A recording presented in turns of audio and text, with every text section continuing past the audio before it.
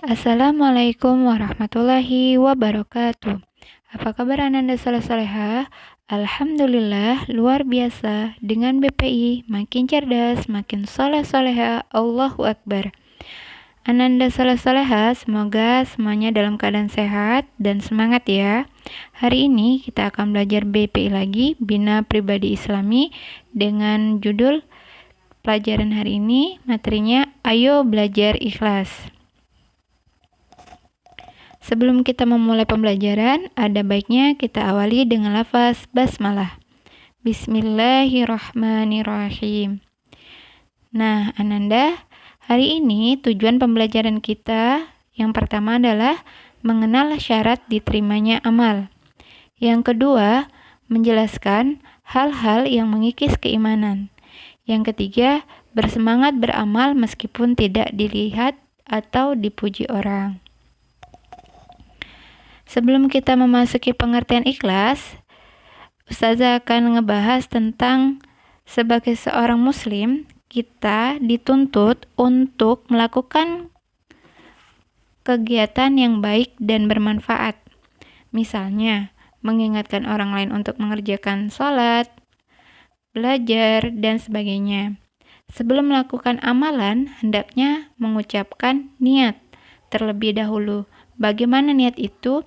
Niat hanya mencari ridha Allah Subhanahu wa taala, sehingga kita ikhlas dalam beramal. Nah, kita masuk ke pengertian ikhlas. Ikhlas itu apa? Ikhlas itu berarti lurus, bersih, bening, dan murni. Tidak ada campuran. Maksud dari ikhlas yaitu keinginan untuk melakukan sesuatu amal perbuatan hanya mengharapkan ridha Allah Subhanahu wa taala. Jadi, saat kita melakukan sesuatu dengan ikhlas, kita tidak berharap dengan perbuatan yang kita lakukan itu kita mendapatkan imbalan atau pujian dari orang lain.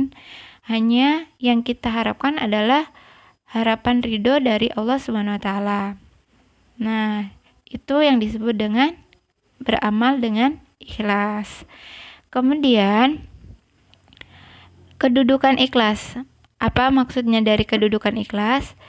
Ikhlas itu sangat penting ya, sangat penting, di mana ikhlas itu adalah penentu diterima atau tidaknya suatu amal perbuatan.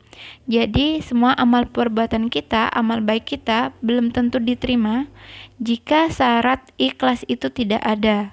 Misalnya, ada orang yang beramal atau bersedekah untuk orang lain, tapi tujuannya untuk dipuji, untuk mendapatkan pamor yang baik di lingkungan masyarakat, atau untuk dianggap sebagai orang yang dermawan. Nah, itu tidak baik, dan itu tandanya tidak ikhlas.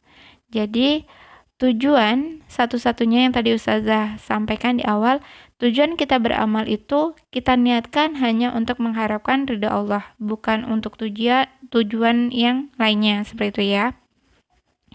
Yang kedua, kedudukan ikhlas itu adalah ikhlas akan menentukan seperti apa balasan yang akan diterima dari Allah Subhanahu wa taala. Jadi, saat kita beramal, kita ikhlas karena Allah, maka balasan yang diterima oleh kita itu adalah balasan yang baik dari Allah. Namun kalau kita beramal baik ya, hanya mengharapkan agar dipuji oleh Allah, maka balasannya mungkin kita dapat pujian dari Allah. Pujian dari orang lain ya, maksudnya bukan pujian dari Allah.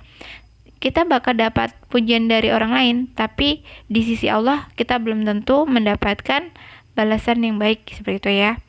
Nah, yang ketiga, itu ikhlas akan menjadi penyemangat bagi seseorang untuk terus beramal dan berbuat baik, walaupun tidak dilihat dan dihargai atau dipandang lain, karena yakin dan merasa cukup dilihat dan dipuji Allah Subhanahu wa taala. Jadi, dengan keikhlasan, dengan rasa ikhlas, kita itu akan beramal dengan baik. Kita akan melakukan apapun itu tanpa mengharapkan sesuatu yang lain selain Allah gitu ya. Jadi dengan ikhlas kita akan istiqomah, akan terjaga keistiqomahan kita untuk terus beramal seperti itu. Kemudian ya, hal-hal yang dapat mengikis keikhlasan. Nah, kadang di awal kita niatnya memang ikhlas melakukan amal perbuatan itu ikhlas karena Allah, tapi di tengah perjalanan tentunya kita akan bersinggungan dengan orang lain yang akhirnya nanti niat yang awal kita untuk mengharapkan ridha dari Allah itu bergeser. Ya, bergeser. Kadang bergeser karena senang dipuji sama orang lain, akhirnya kita beramal yang berikutnya itu karena dipuji jadi harus beramal lagi seperti itu. Nah, itu juga salah ya. Jadi ada hal-hal yang mengikis keikhlasan kita. Jadi memang benar-benar sulit untuk menjaga keikhlasan ya. Tapi dari kecil, karena kita dari kecil kita yakin apapun yang kita perbuat itu karena Allah, karena mengharapkan ridha Allah, insya Allah kita semakin dewasa, semakin kita paham, kita tidak mengharapkan imbalan selain imbalan dan harapan ridho dari Allah aja ya. Nah, hal-hal yang mengikis itu pertama adalah riya atau pamer, yaitu melakukan sesuatu dengan tujuan ingin dilihat dan dipuji orang lain. Kemudian yang kedua takabur. Takabur itu sombong, yang yaitu merasa lebih baik dari orang lain. Ini juga mengikis keikhlasan ya. Yang ketiga, ujub. Ujub yaitu membanggakan diri sendiri karena memiliki kelebihan dari orang lain. 3 hal ini yang akhirnya dapat mengikis keikhlasan kita ya. Yang pertama kita itu riya atau pamer, yang kedua kita takabur atau sombong, yang ketiga itu ujub atau kita bangga terhadap diri sendiri dan merasa kita lebih dari orang lain. Nah, di sini juga ditegaskan dalam hadis riwayat Bukhari dan Muslim, innamal a'malu binniyat wa innamal likulli imri'in ma nawa. Yang artinya amal itu tergantung niatnya dan seseorang hanya mendapatkan sesuai niatnya. Ya, ini yang tadi dijelaskan di pentingnya Islam, pentingnya keikhlasan. Dimana yang poin kedua, ikhlas akan menentukan seperti apa balasan yang akan diterima ya. Nah, di sini dalam hadis dikatakan bahwa amal itu tergantung niatnya dan seseorang hanya mendapatkan sesuai dengan niatnya. Jadi seseorang itu jika beramal, ini hadis Nawawi yang pertama, menyatakan bahwa jika dia beramal karena ingin mendapatkan dunia dan isinya, maka orang itu akan mendapatkan dunia dan isinya ya. Dia ingin beramal tapi untuk mendapatkan dunia dan isinya, Allah akan berikan dunia dan isinya. Kemudian jika orang itu beramal karena ingin mendapatkan pasangan hidup yang baik atau itu ya balasannya hanya mendapatkan pasangan hidup yang baik gitu. Terus namun niat yang paling baik adalah niat ikhlas mengharapkan ridho Allah dan Rasulnya. Jadi kenapa kita harus berharap keridhaan Allah paling utama di atas segala-galanya? Karena kalau kita sudah mendapatkan keridhaan dari Allah, Allah Maha Kaya ya, Allah Maha menguasai, Allah Maha merajai. Kalau Allah sudah ridho dengan kita, apapun yang kita harapkan, apapun yang kita pinta dalam doa kita, apapun yang terjadi dalam diri kita, itu menjadi tentram, menjadi kebaikan seperti itu ya. Dan Allah akan memberikan apapun itu kalau Allah sudah ridho dengan hambanya seperti itu. Nah, ini hadisnya tentang hadis riwayat Bukhari dan Muslim. Nah, kemudian ada kisah inspirasi yang judulnya Amalan Ikhlas sebagai Wasilah Terkabulnya Doa. Jadi, pada zaman Rasulullah dahulu ada kisah, ada tiga orang yang mendapatkan kesulitan saat berpergian. Suatu saat mereka itu terpaksa mampir bermalam di suatu gua. Kemudian tiba-tiba pintu gua itu tertutup oleh batu besar dari gunung, ya. Jadi mereka tidak bisa keluar dari gua. Kemudian mereka berkata bahwasanya tidak ada yang dapat menyelamatkan mereka semua dari batu besar tersebut kecuali jika mereka semua berdoa kepada Allah Subhanahu wa taala dengan menyebutkan amalan baik mereka. Jadi di sini dikisahkan 3 orang tersebut. Orang yang pertama itu berdoa, "Ya Allah, aku mempunyai 2 orang tua yang sudah lanjut usia. Dan aku tidak pernah memberi minum susu kepada siapapun di malam hari ya, sebelum memberikan minum kepada kepada kedua orang tuanya ya. Aku lebih mendahulukan kedua orang tuaku daripada keluarga dan budakku. Dalam hal ini air susu, air susu tadi. Kemudian pada suatu hari aku mencari kayu di tempat yang jauh. Ketika aku pulang, aku segera memerah susu. Ternyata saat ingin diberikan kepada kedua orang tuanya telah terlelap tidur. Sehingga orang tersebut menunggu kedua orang tuanya terbangun dengan tetap memegang gelas di tangannya, ya. Jadi gelasnya itu tetap dipegang sambil menunggu orang tuanya terbangun. Setelah kedua orang tuanya bangun, mereka meminum susu tersebut. Doanya kemudian, "Ya Allah, jikalau aku mengerjakan sedemikian itu dengan niat benar-benar mengharapkan wajah-Mu, maka lepaskanlah kesukaran yang sedang kami hadapi dan batu besar yang menutupi kami." Maka batu besar itu tiba-tiba terbuka sedikit, namun mereka belum bisa dapat keluar dari gua. Nah, kisah yang orang yang kedua tidak disebutkan di sini, mungkin karena kisahnya terlalu lebih baik di skip. Jadi langsung ke yang ketiga ya. Jadi kisah orang yang ketiga nih, jadi orang yang ketiga juga berdoa. Nah, bunyi doa orang yang ketiga ini, "Ya Allah, aku dahulu pernah memperkerjakan beberapa pegawai, lantas aku memberikan gaji pada mereka.